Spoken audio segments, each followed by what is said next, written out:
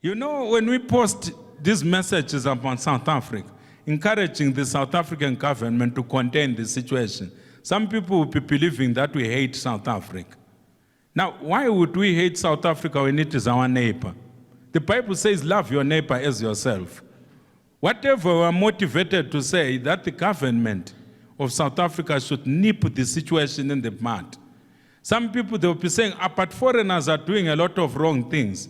But if foreigners are doing a lot of negative or wrong things in your country, it's not a license for mob justice.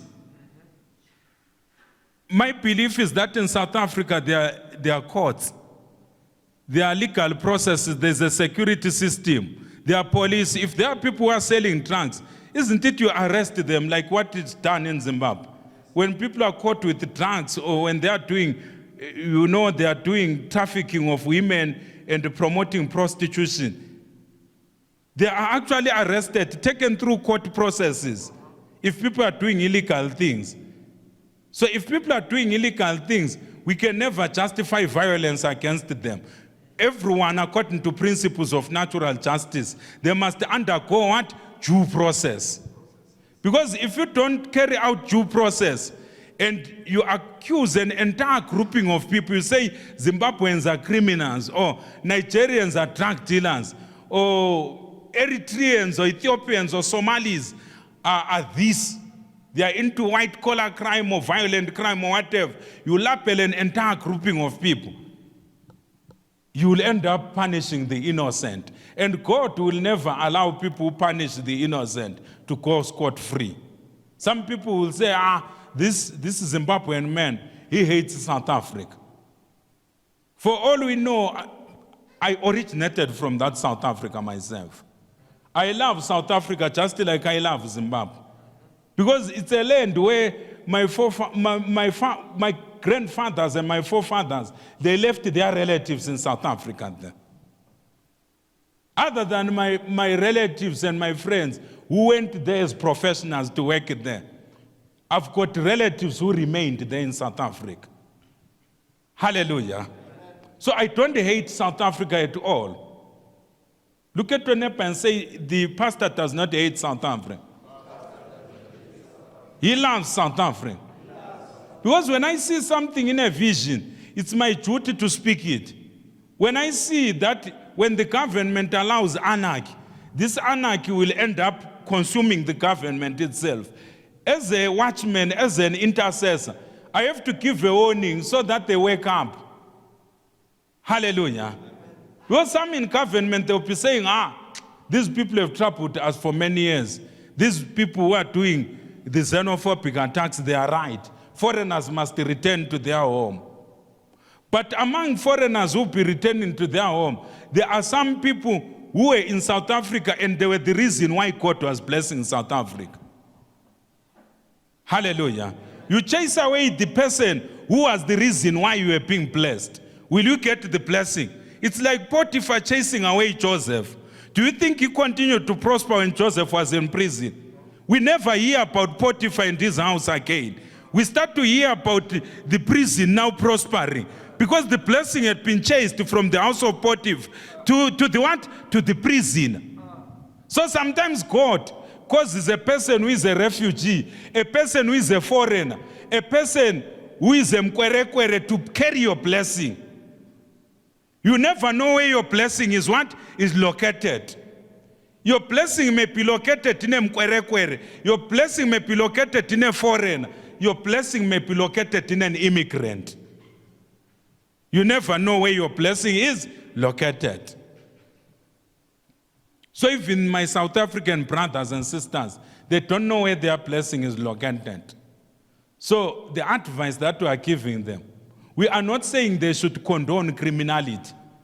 That's why they've got a judiciary system to deal with what? Criminality. What we are telling them is a vision where we see people who are allowed to do mob justice, doing the same mob justice on government structures, and the whole of society collapses into anarchy. Just imagine a country like South Africa with more than 50 million people when the whole system collapses into anarchy.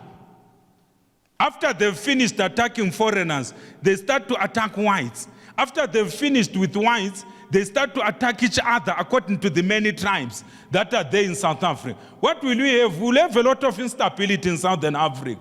We are speaking because we love them. Look at your neighbor and say, we are speaking because we love them. Because what God showed me as an intercessor, as a prophetic watchman, what God showed me was a situation where these people, they will add certain things, service delivery, they add government failure, they add corruption, and in the end, they come out in their thousands, in their millions. They fill major cities, and they demand that the government collapse, and there will be a vacuum and chaos in South Africa. This is what we are trying to prevent. It's no use for us to allow anarchy to develop into a situation where there will be anarchy all over the place. And then people will say, but that man was telling us the truth. It won't work to say that man was telling us the truth when now it's no longer a South African against a foreign. It's now South Africans among themselves butchering one another. That's what we are trying to prevent through the prophetic word. To say if foreigners are doing wrong things, just deal with them through the due process of natural justice. There is natural justice in every country. Even in countries which are lawless like Syria, there is still what? Natural justice. Use court processes or natural justice. If you no longer want immigrants, don't lynch them, don't ban them. Just give them a notice and tell them we no longer want you. You give them a deadline to move out of your country. Don't ban them. Look at your neighbor and say, don't ban them. What some of us will never accept, even if I was born in South Africa, and I'm a Zimbabwean by birth, but in terms of origin, I'm actually South African. But I'm a Zimbabwean by my citizenship is fully in Zimbabwe. Let us assume I was a South African. I would still condemn mob justice. Because mob justice is not justice at what? At all. The Spirit of God is saying, anarchy can never solve problems. It worsens problems. So they must work out their problems through dialogue. Talk to the respective governments and then come up with immigration laws which will make it difficult for people to go to their country in the first place. Instead of allowing people to come into their country and then allow citizens to ban people in their shops, in their homes. It doesn't work. We can't function like that. Hallelujah. So we must continue to pray for peace in South Africa. In short, because South Africa is not yet out of the woods. There is still a lot of evil because of a lot of misplaced anger, which is being planned behind the scenes.